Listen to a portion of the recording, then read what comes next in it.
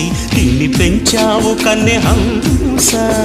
ఒక్క మాటే అని కోటి భావాలని అంత చెయ్యాలని కొత్త పాఠం ఇదే తెలుసా?